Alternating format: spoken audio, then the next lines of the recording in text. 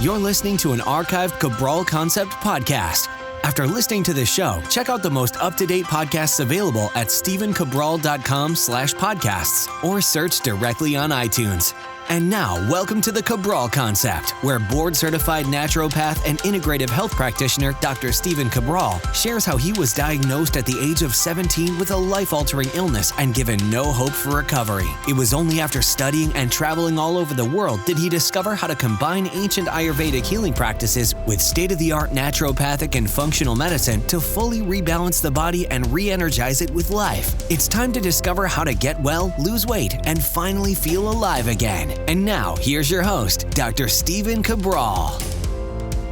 Looking forward to today's Weight Loss and Wellness Wednesday show. The reason being, we're going to go through a new topic today. It's not something that I've directly spoken about before, but you better believe every single day in my practice, I have the same discussion, same topic of discussion or conversation with the private clients that I see. And so I figured, if it's something I'm talking about this much in my practice, it's something that I need to share on the Cabral Concept. And that's this, is that really, I would say 2/3 of my practice right now, well, right around 60% we'll say, is digestive based. That means someone's coming in with Crohn's, colitis, IBS, IBD, SIBO, Candida overgrowth, you name it, like literally I work with it, and that's anything digestive based. A lot of times it's just a mystery based issue. They've gone to see a dozen different specialists, they have heartburn, they have GERD, they have, it just the constipated, whatever it might be, and we help them reverse that. I mean, that's the bottom line, because I always tell people there's only so many things that can go wrong with the human body. And the problem is there's a million different symptoms, but there's only so many root causes that need to be fixed. So forget about the symptoms. That's what drugs are for. That's what pharmaceuticals do. All they do is mask symptoms. What we want to do is get off the Prilosec, get off the Zantac, get off the anti-spasmoidal type drugs, any of those things, right? They're not necessary. They might be necessary for an acute 12-hour, 24-hour, whatever it might be to get you through that day, but only until you get on a natural-based protocol. And that's what we want to talk about today, is one part of that. So a lot of people are doing our Candida and bacterial overgrowth protocol, which is fantastic. It's the same protocol I use in my practice. People get phenomenal results. We give it away at literally a ridiculous cost, and that's because it works so well. It's what I want people to be doing. But I want to go deeper. I want to talk about what's the conversation that I have with people about nutrition, about the foods that they're eating. Because, if there's a digestive-based issue, whether it's upper, meaning like upper GI, we're talking stomach, we're talking esophageal-based issues, or it's lower GI, and then we'll consider that the small intestine and large intestine. No matter what it is, we have to look at nutrition first, okay? So these are the questions I ask people when they come into my practice, is they say, okay, I'm having bloating, I'm having gas, I'm having some type of issue in the intestines or stomach. I say, okay. I always ask, do you wake up with the bloating and gas? And a lot of times, let's say it's 8 out of 10, they say no. I say, okay, when does the bloating first come on? Is it after breakfast? And some people say, yes, it's any time I eat. And then a lot of people say, no, it's not until lunch. Or they say, or is it after lunch? And they say, yeah, typically it's afternoon. I say, okay, well, what is breakfast? And a lot of times they say, well, I don't eat breakfast, or it's just a coffee, or it's just a tea, or it's something very light. And I say, okay, I want you to think about this right now. You're not getting the bloating, you're not getting the gas until you put food into your stomach. And I know that might seem obvious, but a lot of times things aren't obvious until you directly point them out. At least that's the way it is for me. But here's the deal. Once you say, I get the bloating, I get the gas, I get the digestive-based issues, the fatigue as well. A lot of people, after they eat, they just get extremely exhausted. Okay, any of these things, that's not an adrenal fatigue issue, that's a digestive issue. Let me repeat that. If you get tired after you eat, it's not an adrenal or thyroid-based problem. It is a digestive-based problem. Your digestive system, there's something wrong with it. It is sluggish. It can't break down proteins, carbs, or fats. Some type of denomination of that, okay? That's the issue. So again, it might seem obvious after saying it, but really the problem is the food that you're putting in your body, and I would go one step further, it might not even be the food you're putting in your body, but it's your digestive system. It's simply not strong enough. Now, the easy thing to start with is this, is to use a digestive enzyme. Our daily digestive enzyme, bar none, the most well-rounded, the deepest in terms of being able to break down all sorts of different carbs, proteins, fats, even fructans, and it has bromelain and papain, which help for protein digestion. But that's just the beginning. That's to help you break that food down a little bit faster or a little bit better. Ginger tea will also help. So those are my first two tips. Yes, please do that. But then there's something else I say. Well, let's think of this. Let's think of something called mono meals. Now, this was used hundreds, thousands of years ago for any type of digestive-based issue, and I'd like to share it with you, but then I'd also like to take it to that next level, maybe a little bit more real world, a little bit more realistic. A mono meal is this. A mono meal is literally eating one food at that meal, easily digestible, and then see if that food gives you any digestive issues. So an example would be this. For breakfast, you're going to wake up and you're going to have a bowl of blueberries, we'll say. When you ate that bowl of blueberries, right afterwards, an hour later, 2 hours later, 3 hours later, did you have any digestive issues? And if the answer is no, well, then that's most likely a safe food for you. And then for lunch, you might have, let's just say, a bowl of, I don't even know, sweet potatoes, cubed sweet potatoes, let's say that. And after that meal, if you got any type of digestive issues, well, you can say sweet potatoes don't digest very well with you. And then for dinner, you say, okay, for dinner, I'm just going to have 2 eggs over easy. And you're going to eat those eggs. And if they give you any bloating, any gas, any fatigue, any skin itchiness, anything like that, you're going to say, okay, eggs, they don't necessarily work for me. Now, here's the thing. You could do that. And it's a really easy way to look at how your body digests these certain foods. Now, a food sensitivity test from an IgG perspective, which is what we recommend, shows you the 24-hour to 72-hour latent response. That's why you don't know just from that meal, but you will know from a digestive perspective in terms of bloating, gas, the fatigue. That happens right away, the skin itchiness. The IgG would be more like the headaches, the joint pain, the ongoing fatigue, the autoimmune, all that. That's why, again, I do recommend the food sensitivity test for that.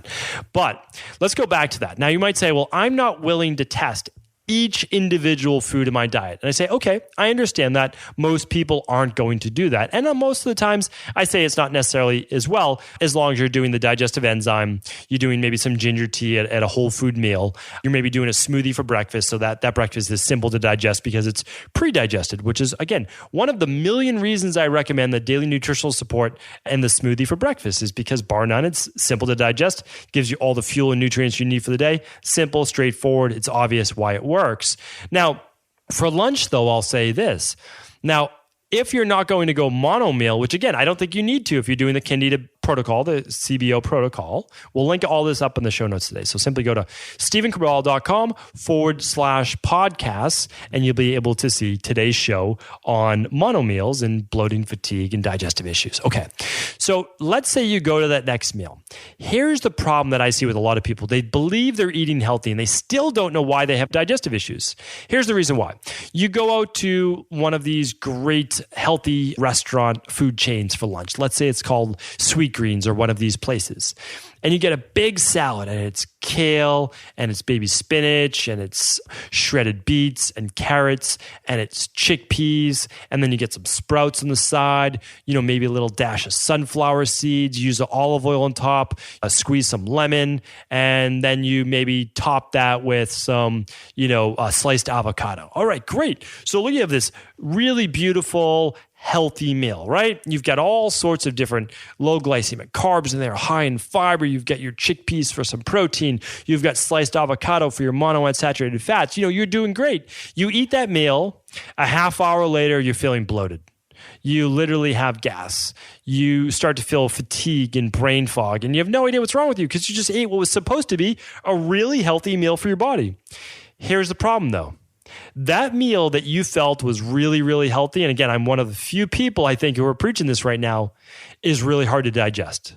When you have that much cellulose, when you have that many leaves and hard to digest, non-broken down food at one meal, if your digestive system is not strong, Guess where your energy is going? Your energy is just being funneled to your digestive system, to your stomach. It's not going to be in your brain, and it's not going to be in your body, right? It's being moved from a simplistic point of view to being able to break down that big meal. Now, remember, I'm not against salads. When you are healthy and your body's strong, you can eat salads during the warm weather, no doubt about it. But when your body is weak, your digestive system is weak, if you try to put leaves and grass into your stomach, it's going to be hard to break down.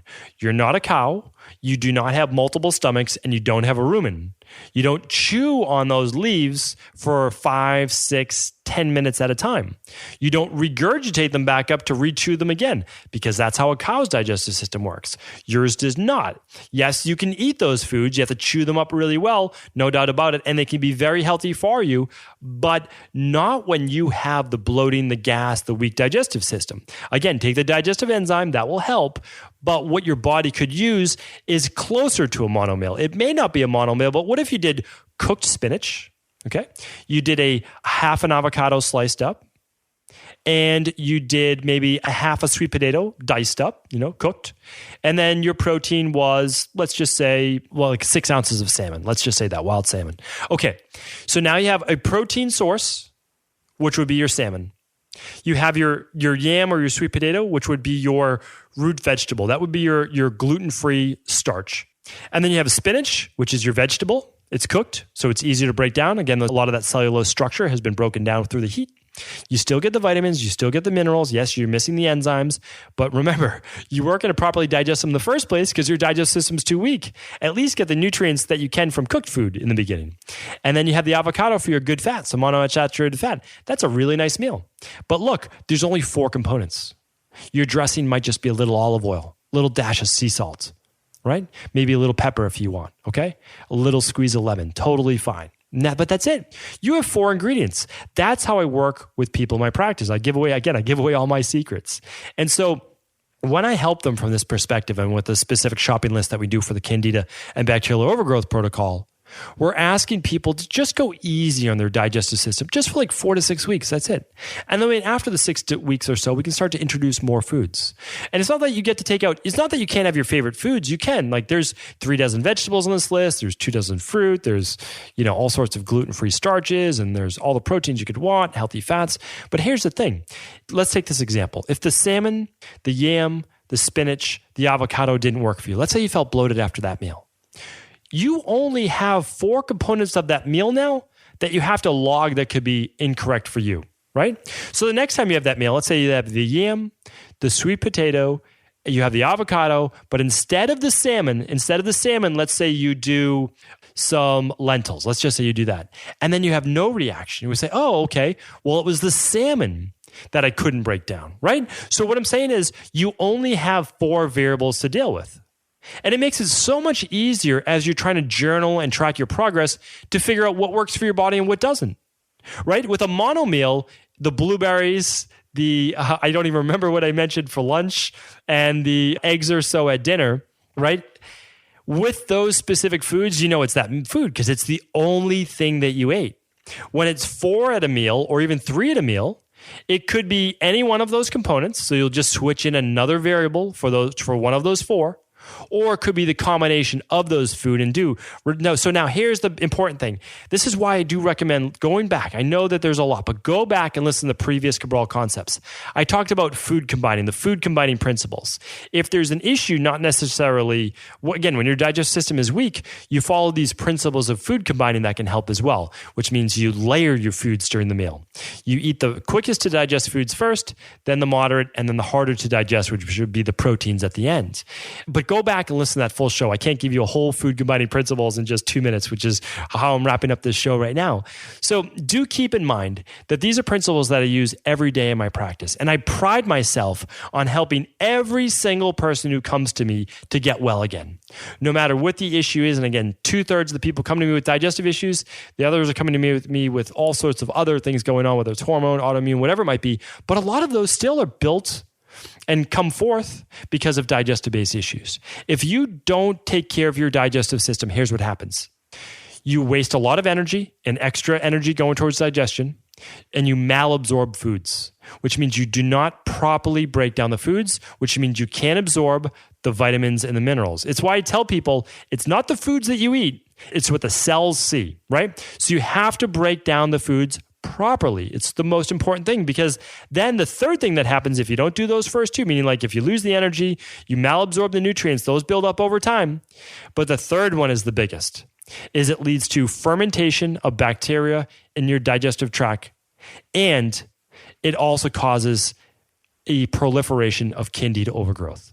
It's why when we have people run the organic acids test, which you can do exactly the same, you see this almost epidemic of bacterial overgrowth in the gut. It's because we've taken the antibiotics, the birth control, the alcohol, all of these things, the Advil, that break down the good bacteria. It allows for that proliferation of the pathogenic bacteria, the pathogenic yeast. This is not something that we make up as natural doctors. We can lab test. We have lab tests, literally lab tests. So if you don't believe any of this, I say, totally fine with me. I'm a data person myself. I'd love you to run these half dozen labs. Run a hair tissue mineral analysis, run a hormone adrenal, run a thyroid, run an organic acids test, run a food sensitivity test. I will show you in black and white exactly what's going on in your body. I love that, but not everyone can afford those labs. And if you can't, I just explained to you how to get your digestive tract back in order. Use the digestive enzyme, use the ginger tea with protein-based meals, okay?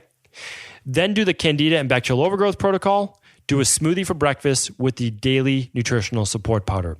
If you do that, you're going to be well on your way. That is how I help people from a fundamental level go from wherever they are now, the bloating, the gas, the heartburn, the fatigue, the brain fog, the pain, the joint pain, to getting their life back on track. That's really what it's all about. And I'm happy to be able to now share those successes with you.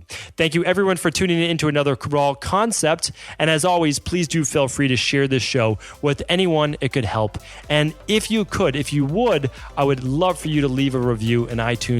It's the only way that we're going to allow this show to continue to grow and get this message out to the world. Take care, everyone.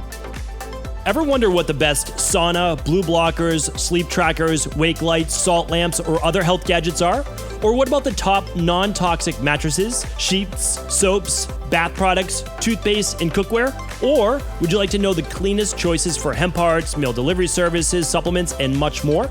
I personally curated, researched, and now created a resource page of all of my top picks that continues to grow each week. These are the exact products I use in my own life, with my family, in my private practice, and they're the ones I trust. To find out all of my up-to-date recommendations and all the details, simply head on over to stephencabral.com/resources.